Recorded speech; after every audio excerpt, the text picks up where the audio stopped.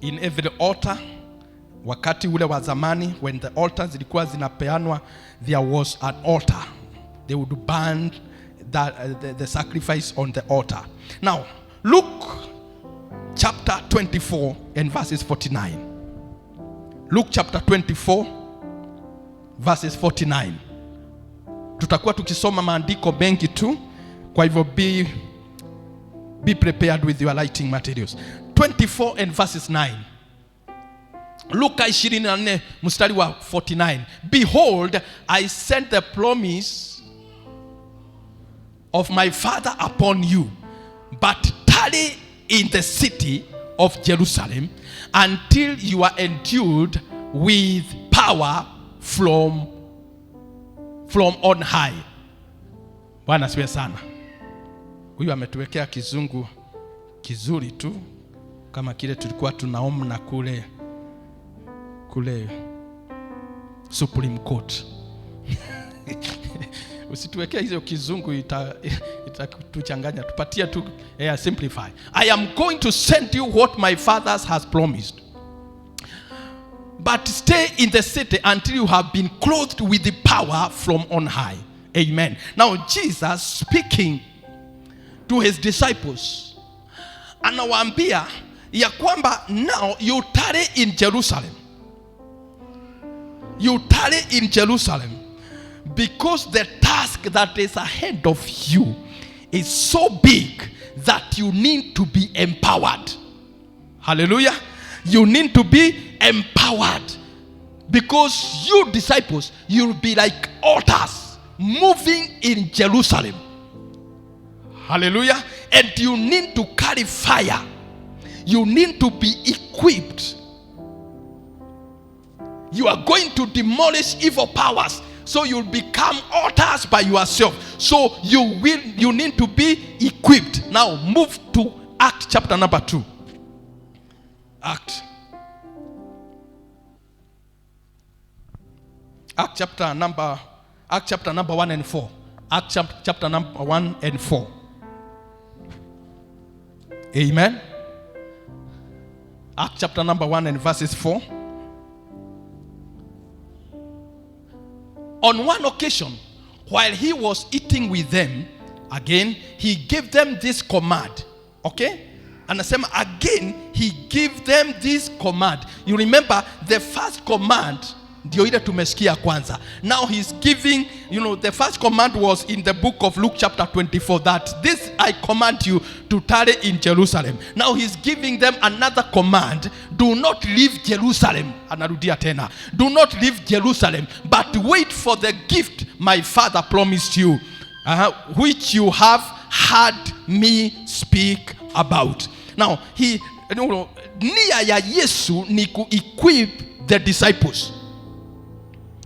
He's trying to equip them so that they may overcome any other evil altars, so that they may have power to destroy evil altars, demonic altars. Let me tell you, uwezi haribu madhabahu kwa nguvu za kukula ugali na maziwa. Amen. You will be frustrated.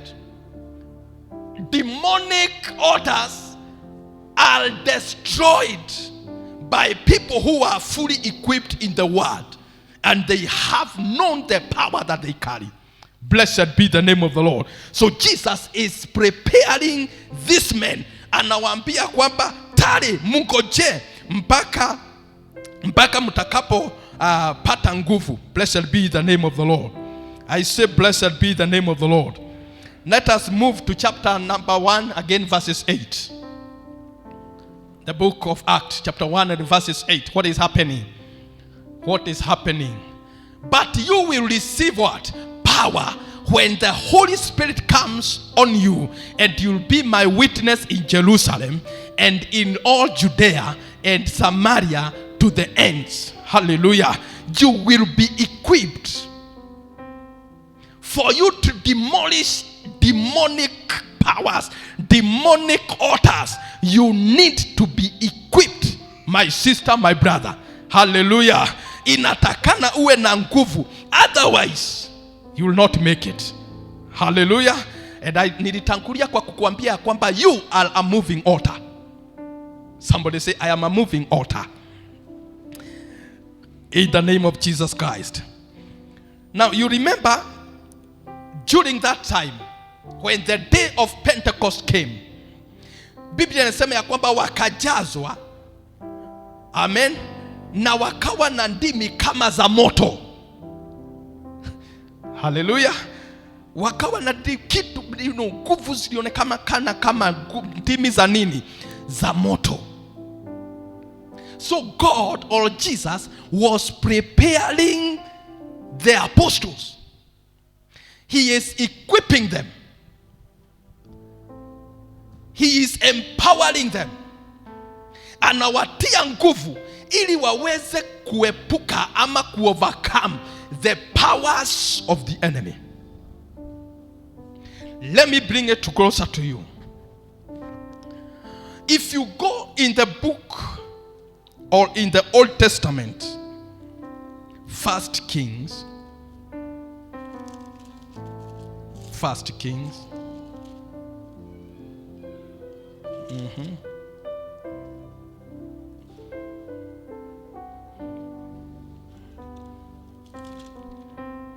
Amen.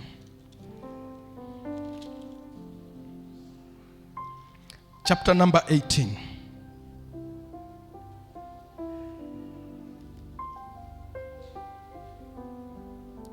Now you realize ya kwamba Yesu ameshatayarisha wanafunzi wake. They are now equipped. The way we were equipped when we received the Holy Spirit. The way we were equipped when we received Jesus Christ as our personal Savior. But on the way, kuna kitu inaitwa kuharibiwa kwa madhabahu. Are we together? Kuna kitu inaitwa kuharibiwa kwa madhabahu. It was in the interest of God that people would remain in that fire, like that day of Pentecost. Hallelujah. Yes, Mungu angefurahia kwamba tungesonga na hiyo moto wa wakati wa Pentecost. But let me tell you that along the way, altars are destroyed. You realize that altars are destroyed. And in this case, I want to speak to you, because I've told you that you are a moving altar. I want to speak to your heart, which is the real altar. Somebody say, my heart is an altar. In the name of Jesus Christ. Now, in chapter number 18, Elijah anang'ang'ana na manabii wa Bali 450. That is the worst battle that Elijah encountered. 450 people against one. Bwana sifiwe sana. Nataka tusome hiyo chapter as I download that which God has put in my heart. Amen. Aya.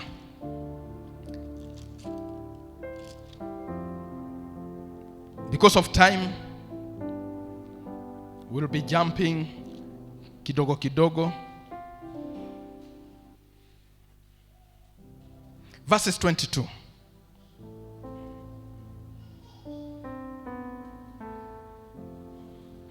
Then said Elijah unto the people. Even I only remain a prophet of the Lord. I am in 1 Kings chapter 18 verses 22. If you are able to do fast, please do. Let them therefore give us 2 bullocks, and let them choose 1 bullock for themselves, and cut it in pieces, and lay it on the wood and put on fire under it, and I will prepare the other bullock and lay it on the wood and put no fire under it. Verses 24. And call you on the name of your God, and I will call on the name of the Lord, and the God that answers by fire, let him be God. And all the people answered and said, it is well spoken. 25. Now Elijah said to the prophet of Baal, choose one bull for yourself and prepare it fast, for you are many, and call on the name of your God and put no fire under it. Continue. So they took the bull which was given them, and they prepared it and called on the name of Baal from morning, evening till noon, saying, O Baal, hear us. But there was no voice, no one answered. Then they leaped about the altar which they had made. Continue.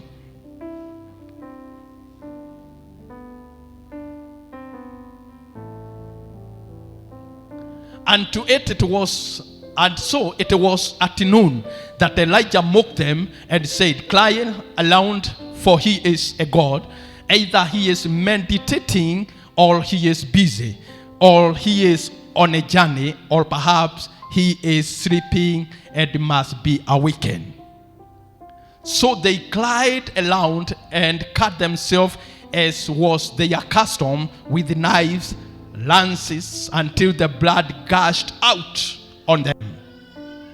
And when midday was past, they prophesied until the time of the offering of the evening sacrifice.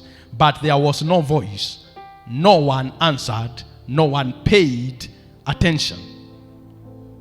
Then Elijah said to all the people, come near to me. So all the people came near to him, and he repaired the altar of the Lord that was broken. Then Elijah said to all, and Elijah took 12 stones according to the number of tribes of sons of Jacob, to whom the word of the Lord had come, saying, Israel shall be your name. Hallelujah.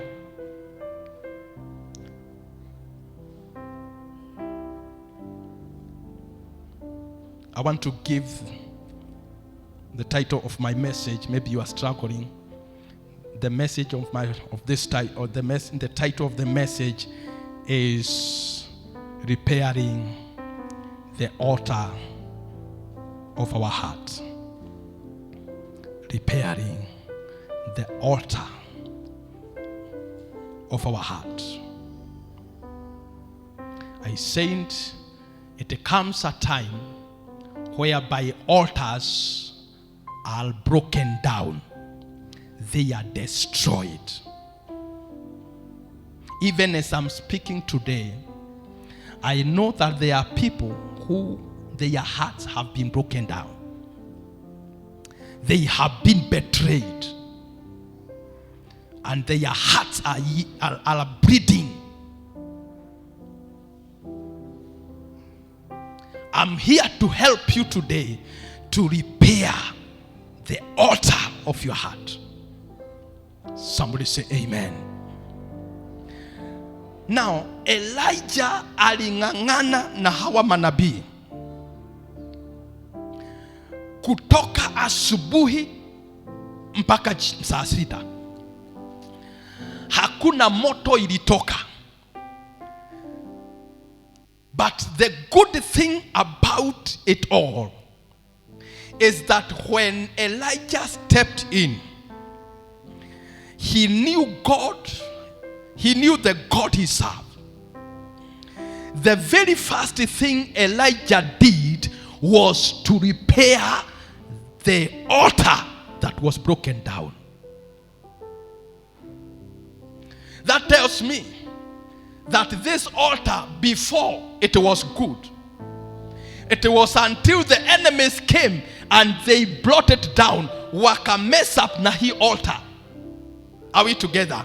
If you ukisikia kitu ya kwamba kinakuwa repaired, this was not something new. Ilikuwa ni altar ambayo ina exist, but it was destroyed by enemies.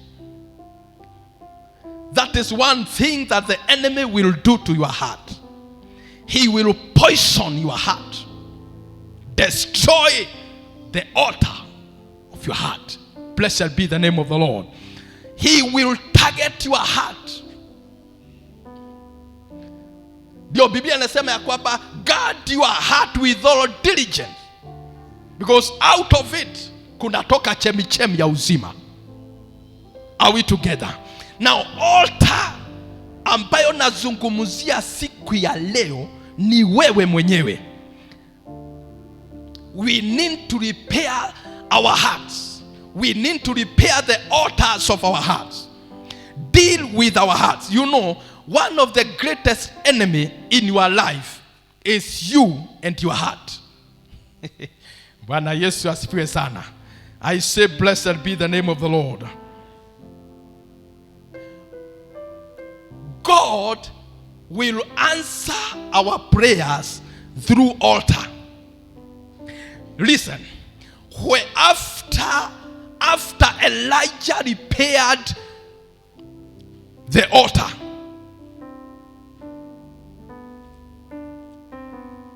after he repaired the altar and he placed the 12 stones representing the 12 tribes of Israel, the Bible says after that there was water that was poured around the altar, representing, water represents the word of God. Bwana asifiwe sana. Representing the word of God that cleanses our heart. Hallelujah. Do you know the work of the word? It is to cleanse you. The Bible says Jesus told them that you are clean because of the word that you receive. So by receiving the word of God, you become clean. So what Elijah prophetically, vile anafanya, he is speaking the word of God aloud the altar. You need to speak the word of God to your heart. Somebody say amen. Every day you need to cleanse yourself with the word. Speak a word of God in your heart. Zungumuza. Biblia inasema ya kwamba I had hidden the word of God in my heart so that I may not sin against God. Hallelujah. So Elijah prophetically anachukua maji, anamwaga katika hile madhabahu, anaizungusha, anamwaga, anachukua mawe, the 12 stones representing the 12 tribes of Israel. Anasema huyu ni Mungu wa Israeli. Hallelujah. He will answer by fire. How many times do you cleanse your heart with the word of God? How many times do you wake up and say that this is the word of today? This is what I will move with. This is the one that I'm going to learn with. Equip yourself with the word. Turn to your neighbor, mwambie, my neighbor, equip yourself with the word. Amen. Sasa unakuta ya kwamba wewe ni altar, and that altar needs the word. There are issues ambazo mioyo yetu, as long as, hata kama tutaomba namna gani, hata kama tutapiga magoti namna gani, it is until we repair the altar. Until we repair the altar of our hearts. Jina la Bwana Yesu lipewe sifa. I say blessed be the name of the Lord. Now God is so much interested with our hearts. So much interested with our hearts. Amen. 1 Samuel chapter 16. 1 Samuel chapter 16 verses 7. Samueli wa kwanza mstari wa 16 na mstari wa 7. Mungu anapendezwa na mioyo yetu, because tunapoomba tunapoomba Mungu anaangalia mioyo yetu na anasema hii ni dhabihu inatolewa na huyu mtu, wacha ni release baraka. Look at this. But the Lord said to Samuel, do not look at his appearance or his physical stature, because I have refused him. For the Lord does not see as man sees. Continue. For man looks at the outward appearance, but the Lord looks at what? Somebody say at heart. Sasa Mungu anapoangalia dhabihu, Mungu anapoangalia wewe kama altar, je, anaweza achilia moto kama Elijah? Somebody say, I need that fire. Somebody say again, I need that fire. And the fire will never fall on altar that is not repaired. Moto haukuja kabla ya altar kuwa repaired. Mungu aligojea mpaka Elijah akarekebisha madhabahu. And that is after the altar was repaired, the Bible says, and God released the fire. Jina la Bwana Yesu lipewe sifa. It has been prophesied ya kwamba kipindi hiki ni kipindi cha revival. Revival is back. Revival imefanya nini? Tumerudi katika zile nyakati za revival. But that revival will only be experienced by people who are on fire. Yule tu mtu ako na moto, amebeba moto. Yule Yesu akawaambia wanafunzi wake ya kwamba msitoke Yerusalemu kwa sababu hamna moto. It is until the time of Pentecost they were filled with the fire. Amen. They were filled with the power na moto, wakatoka pale wakiwa na nguvu. Jina la Bwana Yesu lipewe sifa. So we are praying, Deliverance Church Milimani, that our time has come, even as we repair our hearts, even as we repair the altar of our hearts. Why am I saying this? Because the Bible says in Romans chapter 12 that you, somebody tell your neighbor, you offer your body as a living sacrifice. Amen. You offer your body as a living sacrifice, holy and acceptable. Amen. Can we read together? I beseech you therefore, brethren, by the mercies of God, that you present your bodies as a living sacrifice, holy and acceptable to God, which is your reasonable service. Are you acceptable? Usijibu hiyo na usimuulize. Amen. Now I'm asking you, are you acceptable before God? Have you become a sacrifice? Jina la Bwana Yesu lipewe sifa. So Mungu anasema siangalii nje na angalia moyo. I am waiting for that heart. I am waiting for that heart. And once it is repaired, then and you ask anything from me, nitakupatia. Deal with your heart. I said deal with your heart. Blessed be the name of the Lord. I said again, deal with your heart. In Jesus' name. Amen. Mungu hana shida ya kuachilia moto. Ako na shida ya kukugoja wewe kurepair your heart. He has no problem in releasing his fire. He's waiting for you to repair your heart this morning and this day. Blessed be the name of the Lord. He's waiting for you to repair your heart. If you look the work of the water hapo ndipo tulikuwa, what was water meant for? Water was representing the word of God. And the word of God is so powerful. Hebrews chapter 4 verses 12. Hebrews chapter 4 verses 12. Hebrews chapter 4 verses 12.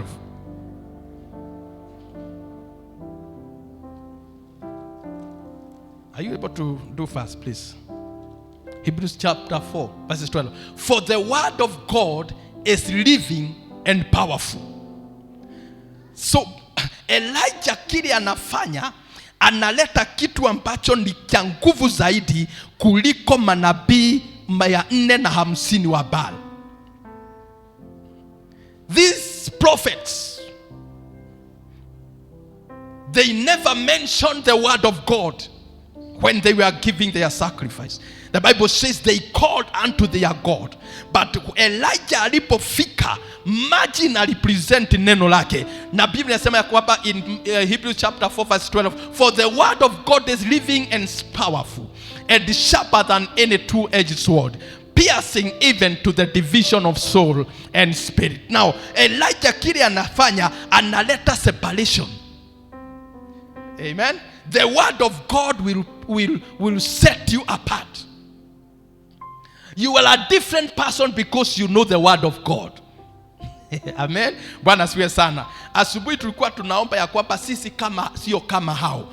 Kwa sababu gani? We have that revelation. Now the word of God is separating us from any other people. Neno la Mungu ndilo linatenganisha. Na sasa kile kilileta utofauti katikati ya Elijah na manabii wa Baali ni neno hili ambalo analiweka prophetically kama maji. Hallelujah. Tuko pamoja wapendwa? Are we together? Continue. Continue verse 13. It's a discerner of the thoughts and intents of the heart. That is how powerful the word of God is. It has a capacity of discerning the thoughts of men. The word of God has a capacity to discern our thought. The word of God has a capacity to know our minds, to read our minds and the intents of the heart. So for your heart to be repaired, somebody say, I need the word. Hallelujah. Are you getting something?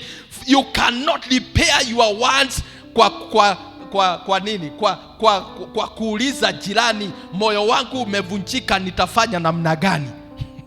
You go back to the word. Bwana asifiwe sana. Inaweza kurekebisha moyo wako na itakuwa vizuri. Amen.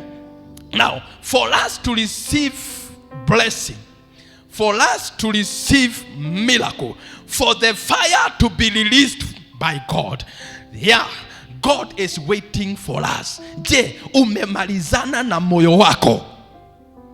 Je, umemalizana na moyo wako? Is your heart ready to receive? Is the altar inside your heart ready to receive? Are you able to receive fire? Are you ready to receive fire? Blessed be the name of the Lord. Hiyo ndio Mungu anakungoja. The worst thing about tunafanya ni kwamba tunasema tunangoja Mungu na kumbe Mungu anatungoja. Bwana siwe sana. Sasa wewe unasema mimi nangojea Mungu, naye Mungu anasema ninakungoja urekebishe roho yako. Are we together? Let us deal with the issues of our hearts. Let us deal with the issues of our. Let us repair. We know the enemy has already destroyed, the altars of our hearts. We carry bitterness. Our hearts cannot receive the fire from God. We carry unforgiveness. When God wants to release the fire, we are not ready.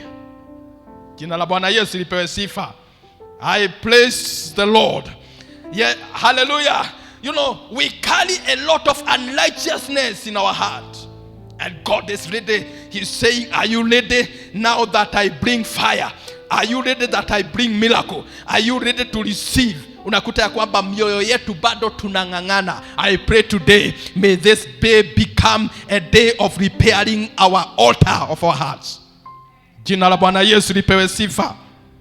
We are struggling with our hearts. We are struggling with our neighbors. We are struggling with our sisters. We are struggling with our brothers. Until Shetani nayo ana make sure tumechelewa. I pray today, let us be like Elijah. Let us repair the hearts. Let us repair the altar of our hearts. And tell God, now I am ready. Release the fire. Jina la Bwana Yesu lipewe sifa. Now, go back to the book of 1 Kings. There's something I want to read there.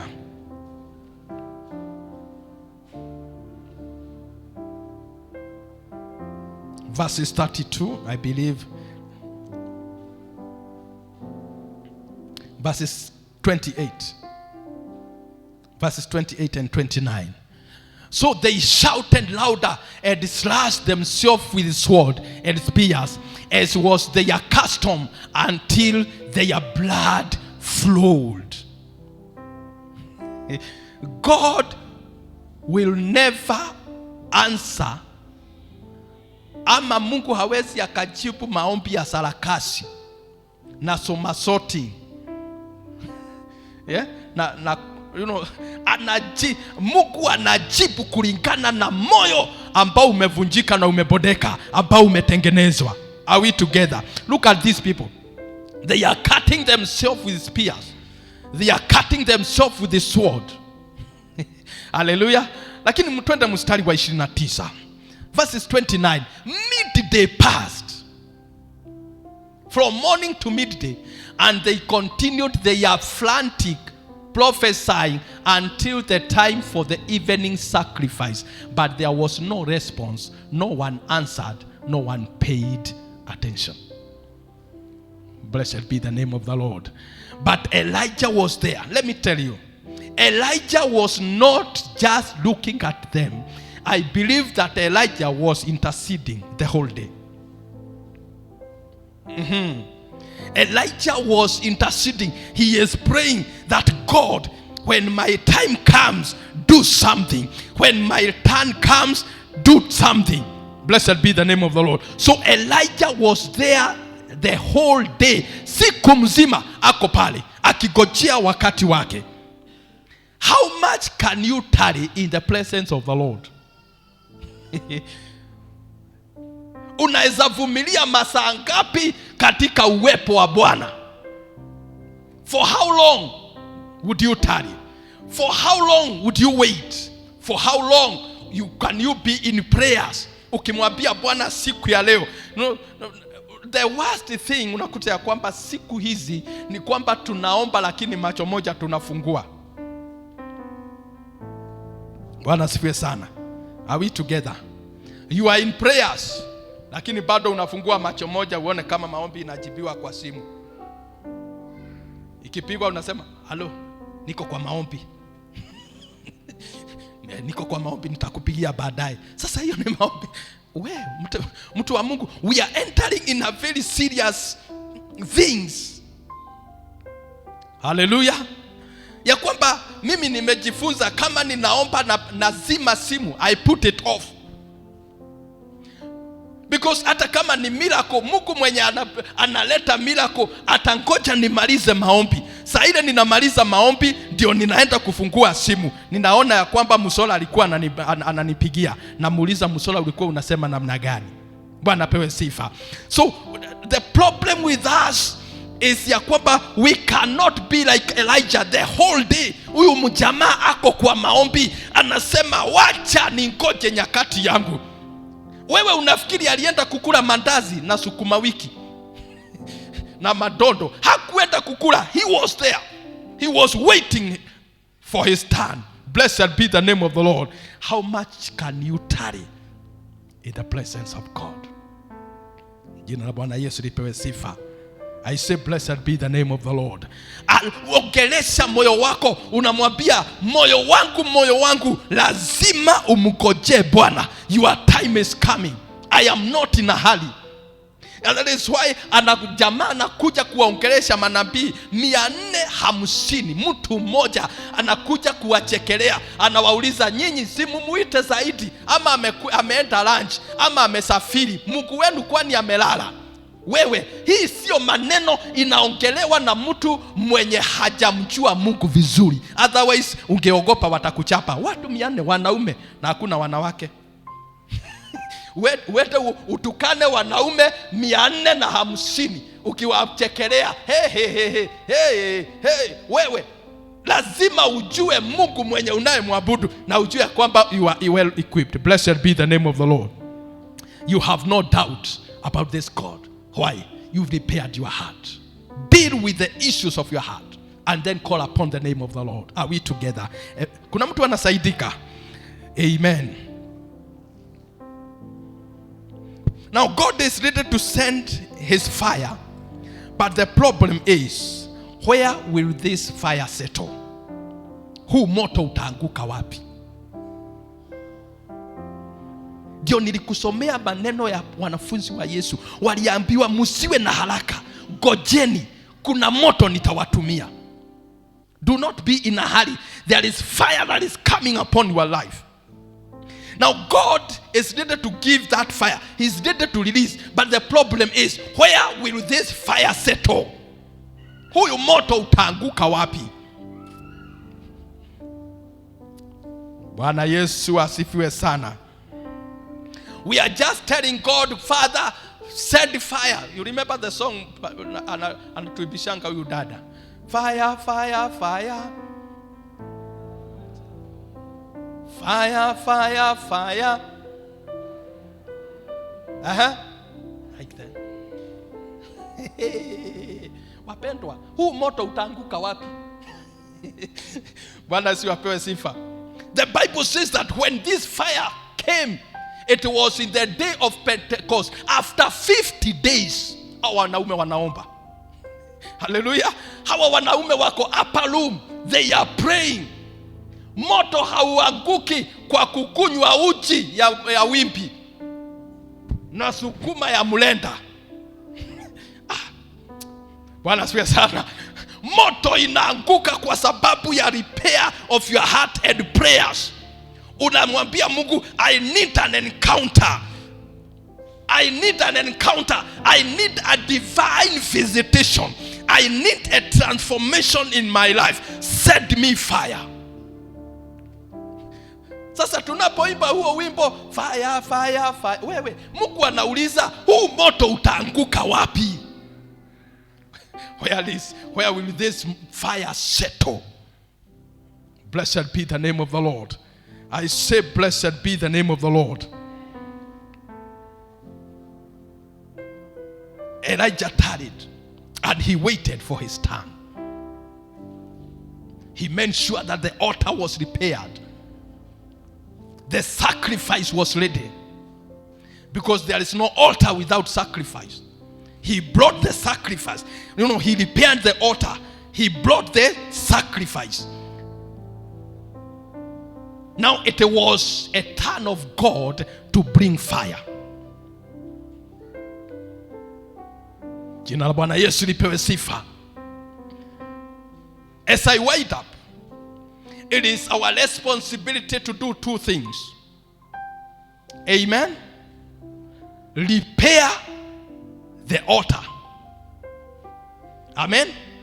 Number 2, prepare the altar. Then you ask for water. Ask for fire. Prepare the altar. Bring the sacrifice. Then you ask for fire. Jina la Bwana Yesu lipewe sifa. Somebody say, prepare the altar. Bring the sacrifice. Ask for fire. Say it again. Prepare the altar. Bring the sacrifice. Ask for the fire. Hallelujah.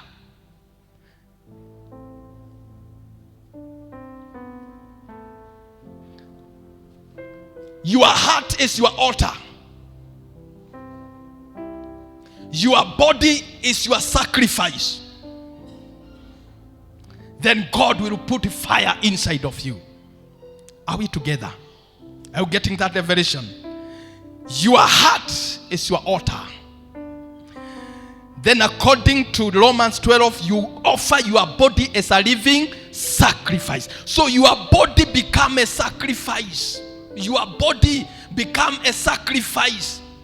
You are giving yourself fully to God. The altar is your heart. Then you ask for fire. Blessed be the name of the Lord. And that fire will help you do wonders. In the name of Jesus Christ. What will fire do? Number a number of things vile moto utafanya. Number one, that fire that you carry will destroy the evil altars in your family. You will not fear any other altar. The fire that you carry will help you evangelize and storm the kingdom of the enemy, and you deliver people. The fire that you carry will help your people come out of captivity and bondage. The fire that you carry will help you pray. The fire that you carry will help you grow spiritually. The fire that you carry will terrorize the kingdom of the enemy. Why are we weak today? It is because we do not have fire. Hallelujah. The problem that we are facing today as church is that we are fireless. Wewe usiseme tu catch fire na wewe mwenyewe si moto. Wala siwe sana. Amen. Sikuna maombi ninaongozanga hapa. In the name of Jesus Christ, catch fire. Wewe kama sio moto usiseme, because shetani anakuchekela anasema, which kind of fire are you talking about? Hallelujah. Blessed be the name of the Lord. Know yourself. Know that which you carry. Know the power that you carry. After the apostles received the fire and the power, the Bible says that they did wonders. Hawa wanafunzi wa Yesu, even their shadow, kivuli chao kigeponya watu. Madasiwe sana. Hata kuponya mtu alikufa because they had fire. You remember one day in the book of Acts also, ya kwamba walihubiri usiku mpaka masaa ikaisha, na jamaa ako kwa upper room anasinzia, akaanguka chini kutoka kwa ghorofa, kufika pale chini amekufa.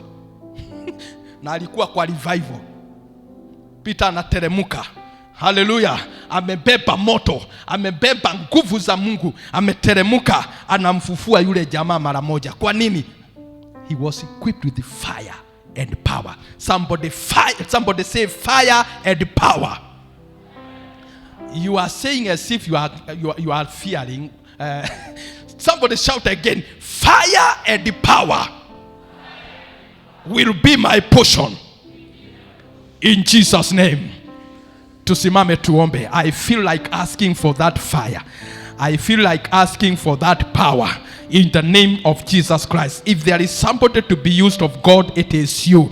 You need to repair your heart. You need to speak to your heart. We know that the enemy has done damage in your heart. Najua kwamba kuna adui amevunja moyo wako. Amefanya damage kwa moyo wako. And you are asking yourself, will God use me? Will God use my heart? Will God speak to me? I want to pray this morning. I want to pray this afternoon that God is gonna use you.